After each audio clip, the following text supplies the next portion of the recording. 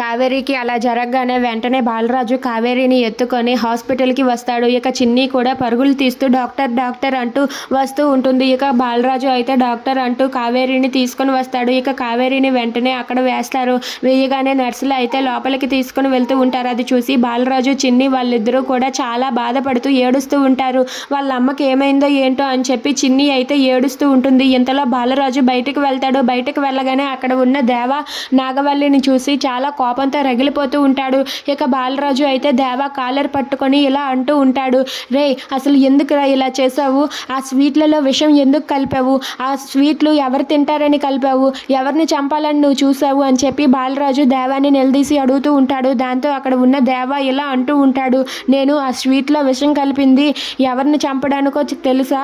నీ కూతురు చిన్నిని చంపడానికి కాదు, అలాగే వాళ్ళ మామయ్య సత్యం బాబుని చంపడానికి కూడా కాదు.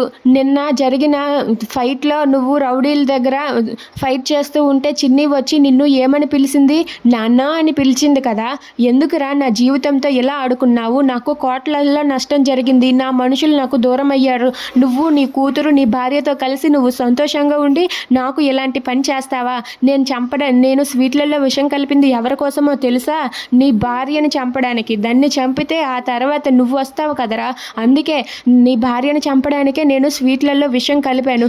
ఇప్పటికైనా అర్థమైంది కదా నేను ఎందుకు అలా చేశాను అని చెప్పి దేవా బాలరాజుతో అంటాడు. అది విని బాలరాజు షాక్ అవుతాడు. Please subscribe our channel.